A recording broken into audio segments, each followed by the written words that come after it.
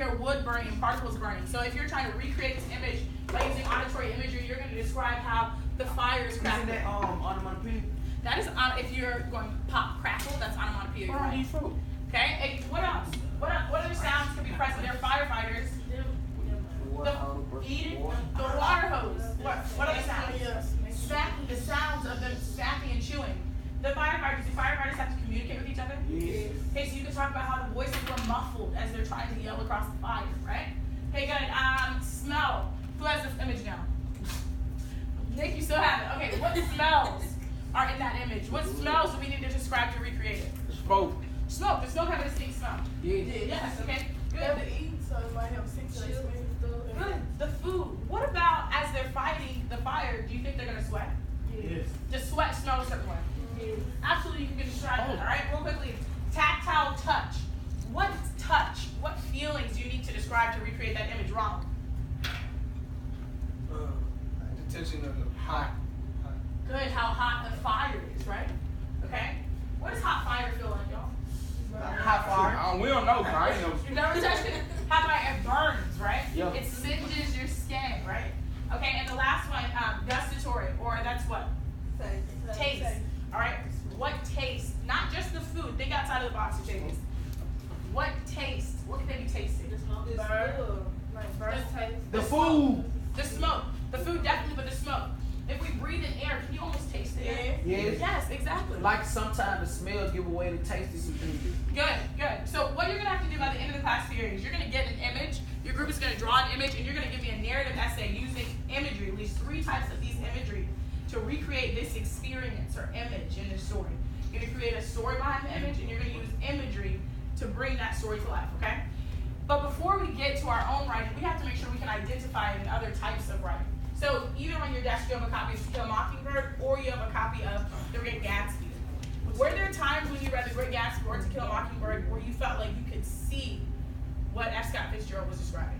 Could you feel how Harper Lee kind of wanted you to feel about something? What's the day? Today's the 18th. Okay? So what I want you to do is I'm going to give you a page number. If you are reading To Kill a Mockingbird, if you look on the top of your book, there's already a page number and an excerpt of imagery. I want you to go to that page number. I want you to find the imagery. I want you to tell me what type of imagery it is. We're going to evaluate. We're going to decide if it was successful imagery or if it was imagery that kind of missed the mark. How do we know if imagery is successful or not? Because, like, they've been giving. If you can imagine it. If you can imagine, if you can picture it in your head, good, then that imagery is successful. So how do we know if imagery is successful, Jarvis? Good, if you can imagine, if you can picture it. All right, great. All right, so if you have To Kill a Mockingbird, you should see the page number at the front of your book. Go ahead and open up to that page number. If you have The Great Gatsby, I want this group right here. Turn to page 7. You guys are going to look on 7 and 8. And ladies over here, 25 to 28. 25 to 28. Find at least 2 examples of imagery and tell me what type of imagery it is. Tell me what type of imagery. I'm going to give you 4 minutes to do this.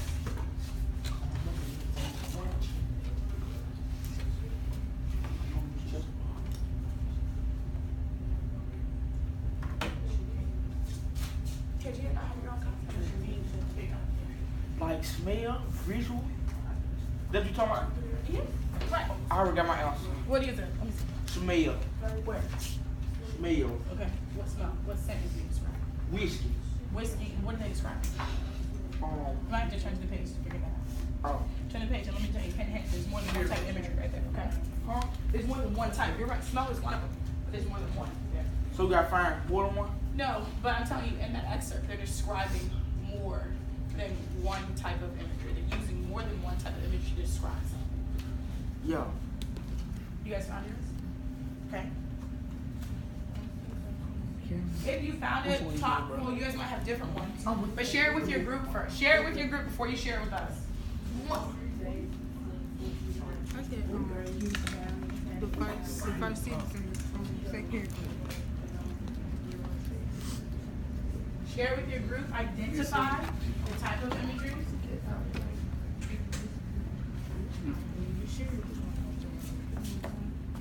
Two minutes and 40 seconds.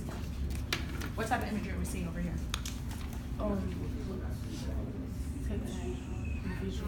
So touch and sight.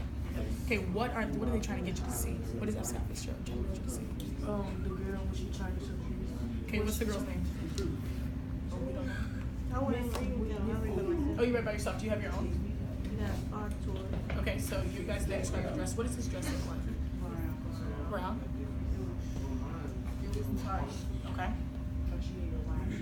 Okay, do you think this is good imagery or bad? Can you see it in the drawing? Okay, good.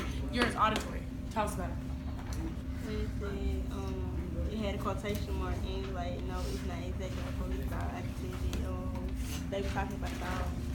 And, like, the dog probably looked like a police dog. You know how certain police dogs look. Do you have to make that inference, or did they tell you exactly how the dog looks?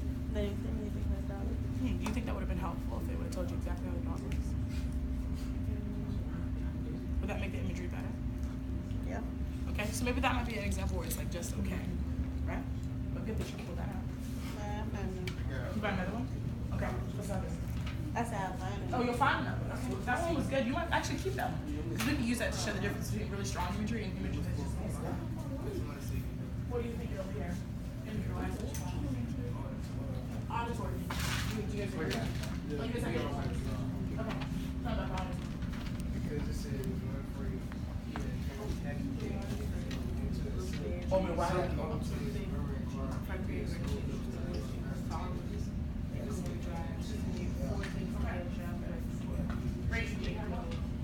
Not yet, but you're working. Okay, we have one over here. Yeah, I got it. Everyone knows what it is. Oh, no. Well, I think I got one. You think you have one? All right, 50 seconds. Shit, but read too, bro. I got sign. You have sound. Yeah. You also have what? Smell. Smell. Okay, good. What do you got? Good job. I got touch. I got touch. She said she said Jim's hand, which was resting on the left tight. You can't see them. Jim's hand, where was it resting? On the rail. It was the left rail. So it's tight. I can see that. Can you see that? Okay, what else? Who's talking about that? Okay, so which kind of imagery is that? Touch. Okay. Tactile, and what else? Just so we can see it. I sure live. Right, so it's 2 times. If you touch the pole, you can't feel it, bro. Let's see.